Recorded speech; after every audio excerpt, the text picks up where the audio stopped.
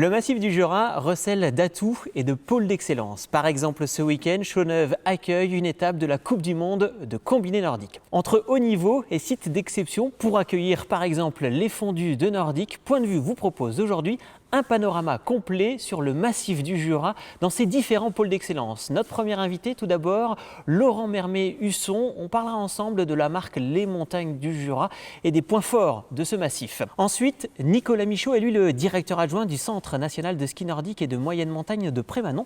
Nous parlerons ensemble de formation et de haut niveau. Point de Vue et les pôles d'excellence du massif du Jura ici depuis l'espace des mondes polaires, c'est maintenant.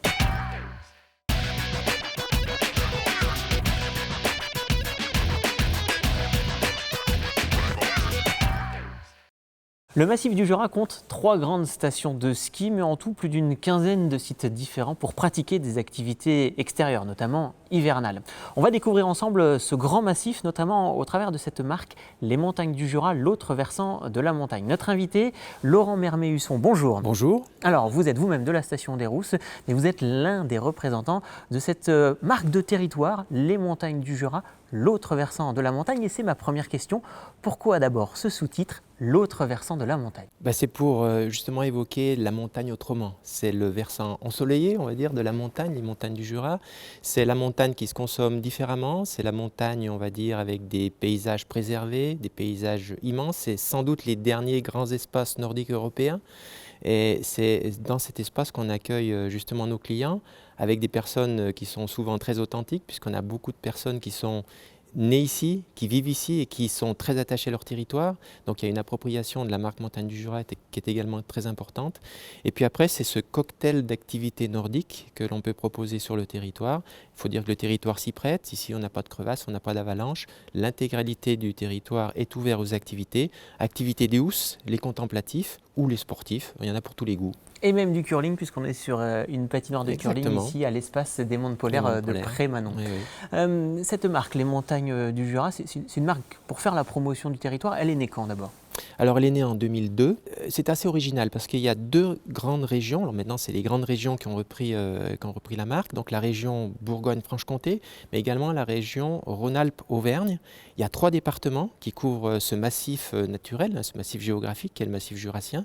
Le département de l'Ain, le département du Jura et le département du Doubs.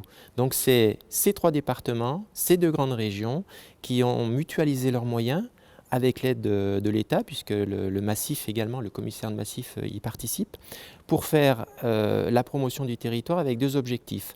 Avoir une véritable notoriété de la marque, puisque c'est vrai qu'on souffrait un peu d'un manque de notoriété. Il y avait une image qui était un peu diffuse jusqu'à l'arrivée des montagnes du Jura par rapport à ce qu'on pouvait trouver sur le territoire.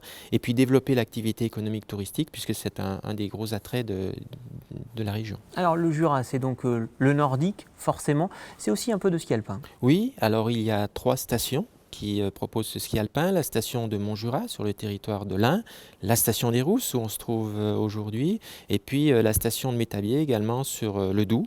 Alors ce sont des stations, on va dire, multi-activités, puisque c'est un peu ce qui caractérise les montagnes du Jura.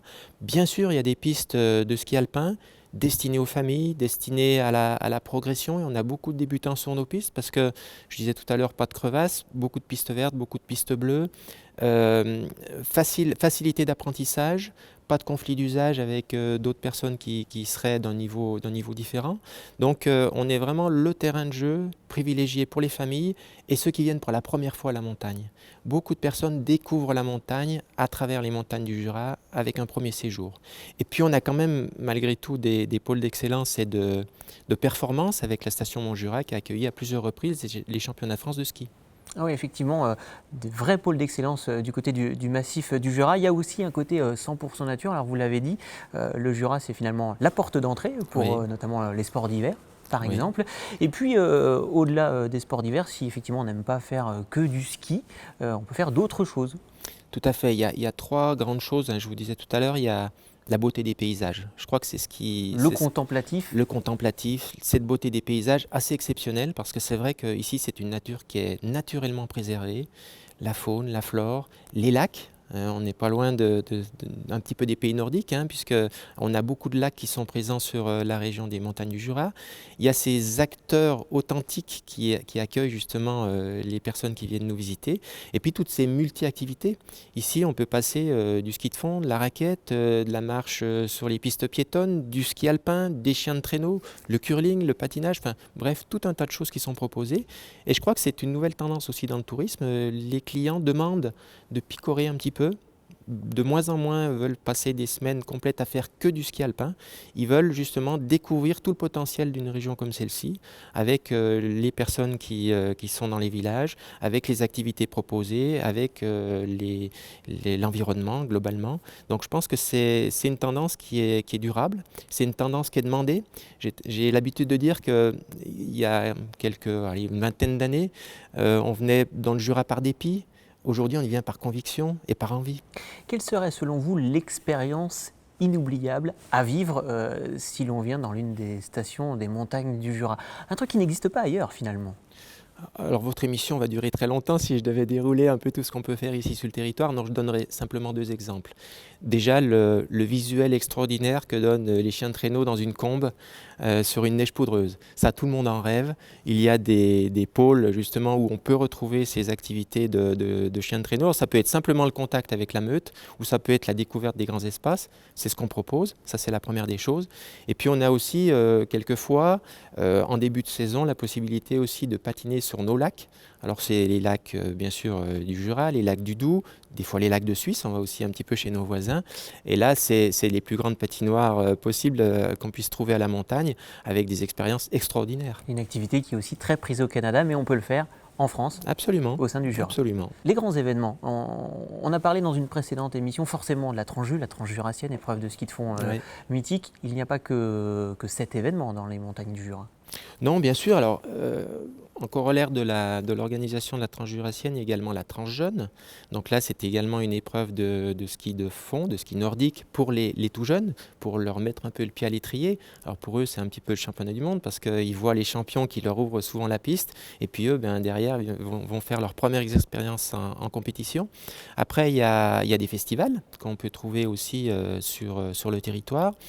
D'autres activités comme par exemple, très prochainement, on va avoir sur la station un trail blanc, c'est-à-dire une course à pied sur neige, donc il y a quelque chose d'assez original, en plus qui se passe en nocturne, donc ça c'est quand même... c'est compliqué, alors, sur la neige et en plus... C'est une superbe expérience, c'est vrai que les participants viennent de toute la France et c'est vrai qu'ils vivent une expérience unique, alors dans un territoire avec... comme on a pu le faire l'année dernière, en passant dans le Fort des Rousses par exemple. Donc ils traversaient le Fort des Rousses. Là, le parcours cette année va être un petit peu différent. Mais c'est aussi une autre façon de découvrir nos grands espaces. Si l'on va sur votre site internet Les Montagnes du Jura, l'autre versant de la montagne, oui. On découvre aussi une catégorie qui est les itinéraires, les grands itinéraires. Oui, bien sûr. Alors on en a plusieurs. On a déjà la GTJ, la Grande Traversée du Jura, qui peut se pratiquer de différentes façons. La première façon de pratiquer auquel on pense, c'est bien sûr à ski. Donc à ski de fond, où on va traverser l'intégralité du massif avec des expériences sensationnelles, parce qu'il y a les expériences de la journée, mais il y a également les expériences du soir, avec les repas en refuge, en gîte, les échanges qu'on peut avoir avec justement les personnes qui sont dans les gîtes, et puis les autres pratiquants. On peut la faire en raquette, on peut la faire également à cheval, on peut la faire à vélo, donc c'est vraiment une des grandes expériences de transition sur le territoire. C'est à la fois la Grande Traversée du Jura, on a également l'échappée jurassienne. Alors là, on était sur un axe nord-sud, on a également un axe est-ouest. On part de Dole, on arrive jusque sur les contreforts, les montagnes du Jura, les sommets des montagnes du Jura. Donc ça, c'est aussi une autre façon de découvrir le territoire. Et puis d'autres itinéraires également qui sont encore... Alors c'est en bordure des montagnes du Jura, c'est l'Eurovélo 6 qui permet de traverser le territoire avec des pistes aménagées pour les cyclotouristes. Il y a bien sûr le VTT, la GTJ se pratique également en VTT. Donc là, toutes les pistes qui sont utilisées l'hiver, soit pour la raquette, soit pour le ski de fond sont mises à disposition du vélo touche-main ou du vélo ou du VTT, vélo de montagne. En matière de ski, on disait le point culminant du Jura vers les 1700 mètres, vous n'avez pas forcément des énormes stations. Pour autant, le massif du Jura fournit des grands sportifs et des grands athlètes qui sont aussi des ambassadeurs de la marque Les Montagnes du Jura, quelque part. Oui, bien sûr. Alors on pense surtout en ce moment à nos athlètes nordiques, que ce soit alors, avec le combiné nordique, on a eu les Jason Chapuis, les Sébastien Lacroix.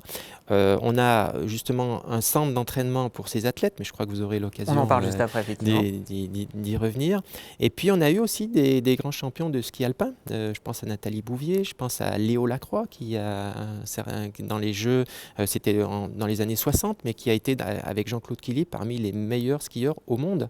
Donc les montagnes du Jura ont été capables de fournir à la fois des skieurs nordiques, à la fois des skieurs alpins, et puis bien sûr après il y a des cyclistes, Alexis Villermo par exemple pour le vélo, qui est également de Saint-Claude, donc juste à côté, qui est professionnel en cyclisme. Donc il y a quand même une terre de champions ici, et puis un terrain de jeu formidable, je crois, pour l'entraînement aussi. Qu'est-ce que vous diriez maintenant finalement à les gens qui nous regardent et qui se disent le Jura, pourquoi pas, mais il manque un dernier argument pour aller sur le site Les Montagnes du Jura et me renseigner un peu plus sur cette destination? Je dirais oser les montagnes du Jura. Pour ceux qui ne connaissent pas, vous aurez une belle surprise. En général, quand on est venu la première fois, on y revient. Ils sont très fidèles. On constate qu'on a un taux de fidélisation qui est extrêmement important. Aussi parce qu'on est peut-être un peu moins cher que des grandes stations. Alors ça a pu jouer dans le passé. Je pense qu'aujourd'hui, on vient pas seulement pour le rapport qualité-prix qui est excellent, mais on vient pour découvrir autre chose, d'où l'autre versant de la montagne. Se mettre dans des endroits moins fréquentés? Moins fréquentés, plus nature, plus authentique, où on peut découvrir des savoir-faire, on peut avoir des expériences, on peut avoir un tas d'émotions par rapport à des activités. Je crois que c'est tout ce qu'on vient découvrir chez nous.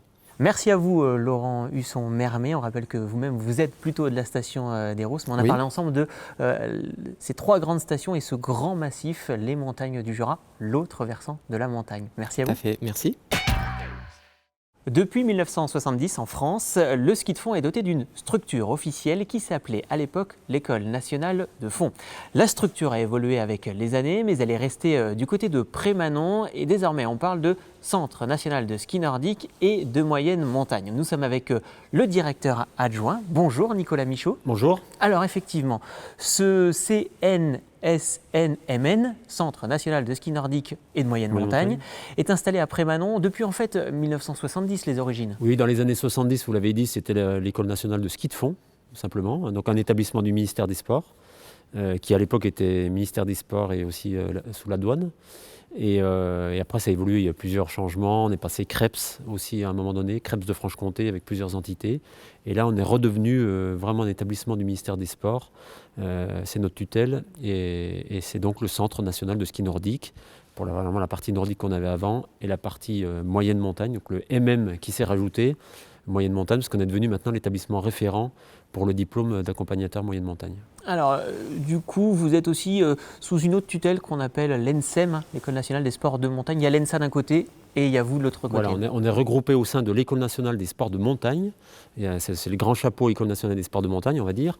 Et dessous, il y a l'ENSA d'un côté à Chamonix et le Centre national de ski nordique de Prémanon. Les grandes missions, du coup, c'est la formation? Oui, alors deux grandes missions, la formation et le sport de haut niveau. Ça, c'est les gros, nous on appelle ça nos deux gros départements et c'est nos missions. C'est en tout cas les prérogatives qu'on a. Et dans la formation, on a aussi deux secteurs.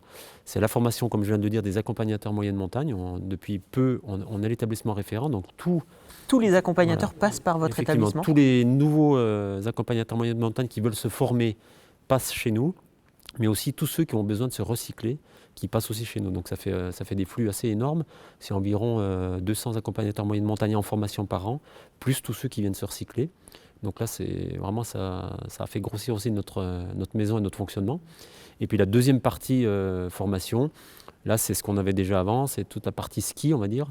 Donc la formation des moniteurs de ski nordique de fond, plus donc premier degré, deuxième degré aussi, un deuxième degré un peu plus typé sur l'entraînement. Et puis d'autres petites missions annexes aussi sur la formation, style BPGEPS VTT, pisteurs, voilà, quelques petites aussi formations qui sont aussi à côté, et la formation aussi des entraîneurs. La formation, comment est-elle dispensée au sein de votre structure?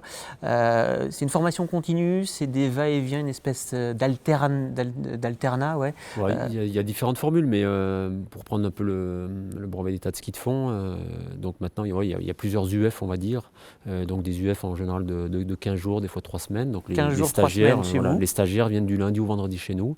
On a de l'hébergement, on a des professeurs vraiment qui ont la maîtrise de la pédagogie et de la technique en ski. À la fois ça peut être du terrain, à la fois ça peut être des cours en salle. Donc voilà, ils sont là du lundi au vendredi, ils logent chez nous, ils mangent chez nous. Comme des écoliers, comme des stagiaires. Et après, ils repartent au bout des 3 semaines, par exemple, de stage. Ouais. Ils repartent et ils reviendront à Oui, un autre stage. ils reviennent, voilà, il y a différents cursus, différentes UF. Donc des fois, ils repartent, ils vont travailler des fois en école de ski, faire des stages. Et ils reviennent après pour d'autres UF chez nous. Vous formez un moniteur de ski de fond en combien d'années? Sur 2 ans. En 2 moyenne. ans. Ouais. Et pour les accompagnateurs en moyenne montagne, cette fois-ci, pour la partie plus hivernale, quoique ils peuvent aussi encadrer en raquette. Hein. Oui. L'accompagnateur en moyenne, c'est aussi en moyenne 2 ans pour être diplômé. Mais c'est maintenant un diplôme qui est assez difficile. Qui est de plus en plus exigeant, ce diplôme d'accompagnateur moyenne Pas mal montagne. d'exigences, qui est bien délimité par rapport aussi au métier de guide. Il faut faire attention, il y a vraiment l'accompagnateur moyenne montagne et ensuite le guide. La grosse différence, c'est que le guide évolue sur la glace, sur la neige, alors que l'accompagnateur moyenne montagne ne peut pas évoluer en haute altitude. Et en hiver, il y a une différence aussi? Non, il y a une différence. Non, il y a la raquette qui est possible de se faire par l'accompagnateur moyenne montagne, mais il faut être aussi diplômé de ski. Il faut être aussi diplômé de ski pour pratiquer la raquette. Ouais. D'accord, on ne peut pas effectivement emmener sur des terrains de neige si on n'a pas le monitorat. Ouais. Et on est sur ces 2 volets parce que c'est quand même complémentaire. Aujourd'hui, on peut le dire, un moniteur de ski, il travaille 5-6 mois, et un accompagnateur moyenne montagne, il travaille aussi pas tous les mois de l'année. Donc c'est pour ça que c'est assez complémentaire et que quelqu'un peut être très bien moniteur de ski l'hiver et accompagnateur moyenne montagne l'été. Combien de stages et combien de stagiaires accueillis finalement chaque année? Je peux vous le dire en nombre d'heures, c'est peut-être difficile à comprendre, mais c'est pratiquement, on va être à 60 000 heures d'enseignement dans notre maison sur la formation, ce qui est gigantesque. Hein. Si vous connaissez des Krebs, vraiment c'est bien au-delà de ce que fait un Krebs en formation, quoi. Donc c'est vraiment un volume énorme. Après en nombre c'est compliqué parce qu'il faut faire le total de toutes les formations, mais ça représente beaucoup de stagiaires qui passent chez nous. Quel est pour vous l'intérêt d'avoir ce lieu unique de formation en France? C'est-à-dire que tous les professionnels ont le même niveau de formation, ça sert Voilà, à ça? c'est exactement ce qu'a voulu un peu les syndicats et le ministère.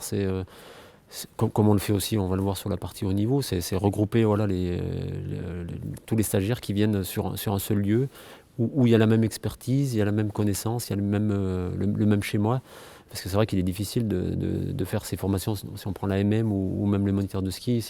Si on faisait toute la formation ou en Savoie ou en Haute-Savoie ou dans les Vosges ou je ne sais pas où, effectivement à la fin c'est quand même compliqué d'arriver à avoir la même formation partout ou d'avoir les mêmes gens qui iraient tourner partout, ce serait pas possible. Donc c'est vrai qu'il y a un lieu central qui est cet établissement national où il y a l'expertise, où il y a la connaissance, qui met un niveau de formation important. On a parlé de la formation, maintenant parlons du haut niveau, autre volet et département très important pour votre structure. Oui, on peut dire que le sport de haut niveau, c'est pratiquement ce qui a tenu comme l'établissement, parce qu'il y a un moment donné, l'établissement aurait pu fermer justement à la fermeture du Krebs, quand on était Krebs de Franche-Comté. Et là, en tout cas, à Paris, le ministère, ils ont été clairs, Prémanon restera, parce qu'il y a le sport de haut niveau. Et le sport de haut niveau, aujourd'hui, c'était important. Et d'ailleurs, le sport de haut niveau, Prémanon amène, on va dire, l'étiquette sport de haut niveau dans l'École nationale des sports de montagne. Puisqu'à Chamonix, à l'ENSA, nos collègues, eux, font principalement de la formation, mais pas de sport de haut niveau. Donc le sport de haut niveau, effectivement, c'est le secteur très très important. Et donc on est le Centre national, alors ça rejoint un peu les mêmes initiales, mais le Centre national d'entraînement du ski nordique. Ça, c'est un dispositif de la Fédération française de ski. Et la Fédération française de ski a décidé depuis de nombreuses années maintenant, depuis 2004, d'installer son centre d'entraînement national ici à Prémanon sur le CNSNMM. Parce qu'il y avait pas mal de choses qui existaient ici, en termes d'équipement, d'expertise, le lieu de pratique, pas mal de choses. Donc c'est depuis ça qu'on a... En termes de discipline, ça fait tout le ski de fond, le biathlon, Ouais, le les saut à quatre- ski voilà. et le combiné nordique. Voilà, exactement. Les 4 disciplines du ski nordique, le saut à ski hommes et dames maintenant, féminin et masculin, le biathlon hommes et dames, le saut à ski et le combiné nordique. Ouais. Ça veut dire par exemple qu'un Martin Fourcade, vous le voyez de temps en temps ou régulièrement? Martin, il vient régulièrement ici. Ouais. Ils viennent régulièrement ici. Alors, principalement de mai à novembre, ce qui est un peu paradoxal, mais de mai à novembre, ils sont beaucoup chez nous, parce que c'est la période de préparation. Et de décembre après à mai, on va dire qu'ils sont plutôt sur les enfin, à mars, ils sont sur les sites de compétition, donc ils sont finalement plus chez nous. Mais sur la période d'été, en tout cas, tous les athlètes des équipes de France, de toutes les disciplines nordiques, passent régulièrement chez nous. Pour différentes choses, venir pour faire du stage d'entraînement, mais aussi pour du suivi médical, aussi pour de la recherche, aussi on en parlera peut-être de l'hypoxie, de travail en hypoxie qui devient important maintenant, pour tout ce qui est aussi développement des matériels. On va très loin après Manon, on va jusqu'à développer nos propres matériels du ski nordique pour ne pas dépendre des marques, c'est-à-dire qu'on est capable de beaucoup travailler sur le ski, sur la glisse. On est capable de fabriquer des carabines de biathlon, de tester des munitions pour le biathlon, de fabriquer des combinaisons. Donc on va très loin dans le sport de haut niveau. Ça veut dire que dans votre centre, d'abord vous gérez des sites nordiques, Oui, le site des TUF, de Oui, saut à ski. ouais. Vous gérez d'autres sites? Chauneuve. Chauneuve. Donc on a 2 sites. On gère les TUF, on est propriétaire, donc là où on trouve tous les équipements pour toutes les disciplines du ski nordique. Et on est exploitant à Chauneuve, on n'est pas propriétaire mais exploitant. À Chauneuve, il y a principalement des tremplins pour le saut à ski et le combiné nordique. Donc après, sur la partie recherche et sciences, on l'a compris, vous avez des laboratoires de recherche en fait. On a un secteur recherche avec un laboratoire de recherche, avec des personnes très compétentes en recherche.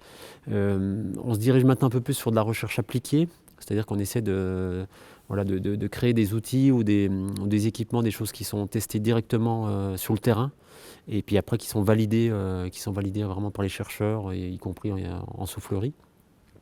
Et donc ça devient aussi un secteur important. Et ce secteur-là nous apporte aussi maintenant beaucoup de stages extérieurs aux disciplines nordiques, c'est-à-dire d'autres disciplines d'été, olympiques, des disciplines de haut niveau, qui viennent VTT, chez kayak. nous. VTT, kayak, le cyclisme, on peut dire. Romain Bardet est venu préparer les championnats du monde de vélo d'Innsbruck. Il est venu les préparer chez nous dans nos chambres hypoxie. Et Un mot justement, je Ouais. m'arrête sur les chambres hypoxie. Oui. C'est quoi et ça sert à quoi? Tout le monde ne sait pas ce que c'est qu'une chambre hypoxie. Oui, alors le terme est un peu barbare, mais en fait, on a un chalet complet et on a aussi d'autres chambres qui sont équipées avec ce matériel-là, ce qui permet, on va extraire l'oxygène, d'une pièce et ça va simuler l'altitude. C'est-à-dire qu'on va pouvoir simuler l'altitude et pouvoir dire à un athlète, il va dormir ou vivre à 1500, 2000, 2500, 2007, 3000. Enfin voilà, on peut simuler l'altitude.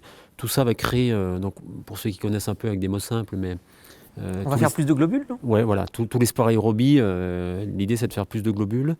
Ça crée un stress physiologique qui va faire qu'il va y avoir une création de globules. Et puis il y a d'autres effets aussi sur ce qu'on appelle les effets de l'acide lactique aussi, que vous sentez quand vous faites un effort très, très violent, très puissant. Vous sentez que les jambes vous brûlent. Ça peut des fois aussi aider à retarder un peu ce processus-là. Donc ça marche bien, ça fait déjà quelques années, mais ces dernières années, on a de plus en plus d'équipes qui viennent et à chaque fois qu'ils viennent, ils vont sur des grands événements, ils ont tendance à faire des bons résultats, mais finalement, ils reviennent à chaque fois. Donc les cyclistes reviennent, les tennisman viennent beaucoup. Les tennisman également. Les tennisman, on a aussi Charline Picon qui a été championne olympique de planche à voile qui vient aussi à chaque fois.